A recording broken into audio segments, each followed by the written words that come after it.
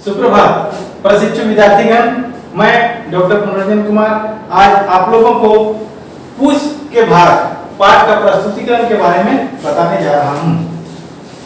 सबसे पहले हम पाठ का प्रस्तावना करेंगे।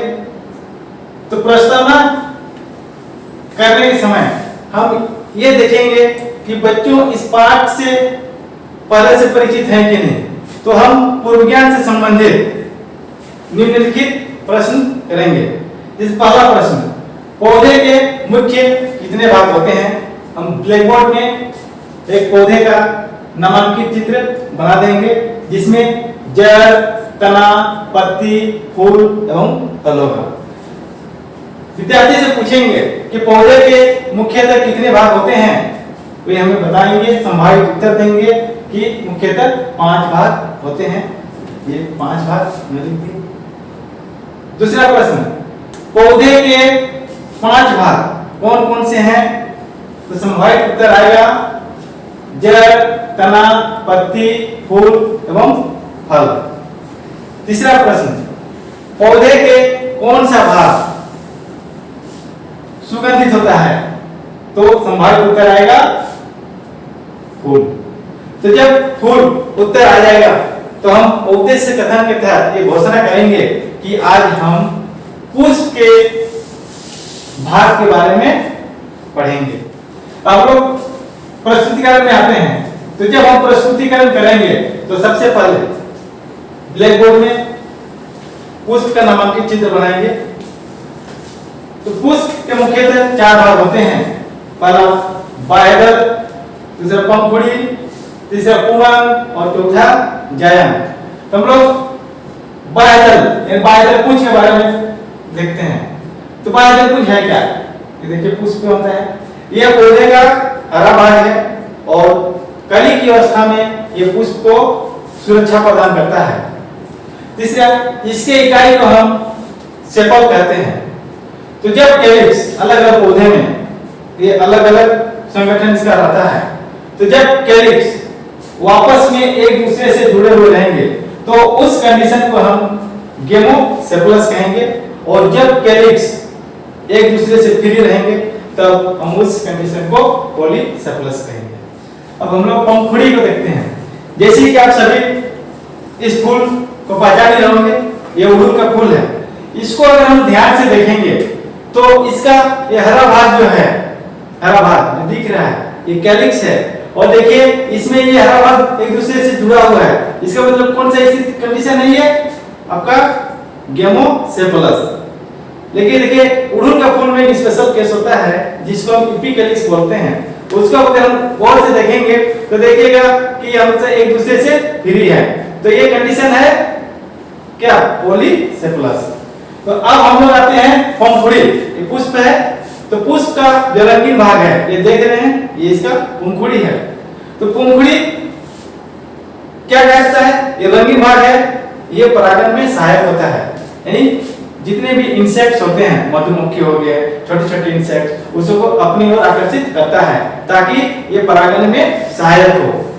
और इसके इकाई को हम क्या कहते हैं, इसके इकाई को पेटल कहते हैं। ध्यान से अगर हम लोग देखेंगे तो इस अड़हुल का फूल में क्या है कि सभी पेटल एक दूसरे से अलग है। यानी इस स्थिति को हम कहेंगे पॉलीपेटलस। अगर ये एक दूसरे से जुड़े हुए रहेंगे तो हम उसको, जैसे ये फ्लावर है, इसको अगर हम ध्यान से देखेंगे तो ऊपर में फ्री है, लेकिन जब हम लोग नीचे से जाएंगे तो क्या है, नीचे ये जुड़ा हुआ है। तो इस कंडीशन को हम कहेंगे गेमोपेटलस। अब हम लोग पुष्प का तीसरा मुख्य भाग जो एंड्रोसियम कहते हैं, एंड्रोसियम जैसे पुष्प में भी बनाए एंड्रोसियम। तो यह एंड्रोसियम यानी पुंग, ये पुष्प का नर भाग है और यह नरयुग्मक का निर्माण करता है जिसको हम मेल गैमेट कहते हैं। और इसके इकाई को हम स्टामेन कहते हैं। जैसे कि यहाँ पे फिगर बनाए हुए हैं। तो ये स्टामेन होता है जिसको हम एंड्रोसियम कहते हैं। एंड्रोसियम, इसके मुख्यतः 3 भाग होता है। ऊपर एंथर और दूसरा फिलामेंट। और एंथर और फिलामेंट जहाँ पे जुड़े हुए रहते हैं उसको हम कनेक्टिव कहते हैं।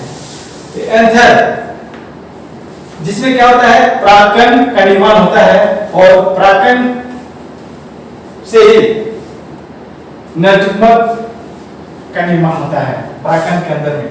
अब हम लोग पुष्प के चौथे भाग को देखते हैं। तो पुष्प के चौथे भाग जायन है, जिसको गैनेशियम कहते हैं इसमें।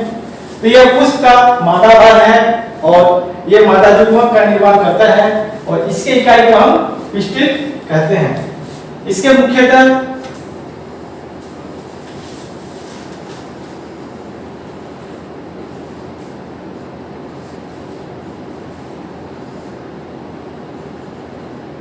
तीन भाग होते हैं, stigma, style, ovary. Stigma, style और ओवरी। स्टिग्मा ट्यूब का निर्माण करता है और इस नरयुग्मक जो है इसके अंदर में यहाँ पे ओव्यूल, इसी में एग होता है जो कि मादा युग्मक है। तो ये ओवरी निषेचन के बाद ओवरी से फ्रूट का निर्माण होता है और ये ओव्यूल से सीड का निर्माण होता है। और प्रस्तुतिकरण के पश्चात अब हम लोग मूल्यांकन करते हैं। तो मूल्यांकन में हम ये जांच करते हैं कि विद्यार्थी प्रस्तुत किया गया पाठ का उन लोगों को समझ में आई कि नहीं आई। तो इसके लिए हम दो प्रकार के प्रश्न पूछते हैं, एक बोध प्रश्न होता है और दूसरा विकासात्मक प्रश्न होता है। तो बोध प्रश्न में हम उन्हीं प्रश्नों को पूछते हैं जिसका सही जवाब ऑब्जेक्टिव की तरह आता है। जैसे कि बाह्यदल का रंग कैसा होता है, तो हरा होता है। पुष्प का नर भाग का नाम क्या है, तो कुमन है। तो इसके बाद विकासात्मक प्रश्न के लिए हम उन्हें हमेशा ये जोड़ने का कोशिश करेंगे कि विद्यार्थी क्लास में जो पढ़ा उसको अपना प्रैक्टिकल लाइफ में जोड़ पा रहा है कि नहीं जोड़ पा रहा है। उसके लिए हम जैसे प्रश्न करेंगे कि आप अपने आसपास के 5 पुष्प पादप का नाम बताएं जिससे आपको पुष्प प्राप्त होता है। फिर प्रश्न होगा कि कौन कौन से पुष्प हैं जिसका आप पूजा में प्रयोग करते हैं। तो क्या होगा कि उनको हम अपना क्लासरूम से उसको फील्ड में हम ले जाएंगे। अब इसके बाद हम लोग उस पाठ का पुनरावृत्ति कर देंगे ताकि बच्चों को एक बार जो है रिवाइज हो जाए। जैसे कि पौधे के मुख्यतः 5 भाग होते हैं, जड़, तना, पत्ती, फूल, फल। इसमें फूल, ये पुष्प का फूल, ये पौधे का नर भाग है और इसके मुख्यतः 4 भाग होते हैं, बाह्यदल, पंखुड़ी, कुमन और जायन। बाह्यदल ये हरा रंग का होता है और पुष्प को कली की अवस्था में सुरक्षा प्रदान करता है। दूसरा पंखुड़ी, ये रंगीन भाग है जो परागण में सहायक होता है। तीसरा कुमम, ये पुष्प का नर भाग है जो नरयुग्मक का निर्माण करता है। और चौथा जायन, ये पुष्प का मादा भाग है जो मादा युग्मक का निर्माण करता है और निषेचन के पश्चात ओवरी से फल का निर्माण होता है और ओव्यूल से सीड का निर्माण होता है और सीड से हम पुनः एक पौधे को प्राप्त करते हैं। इसके बाद हम गृहकार्य के लिए प्रश्न दे देंगे। जैसे पुष्प के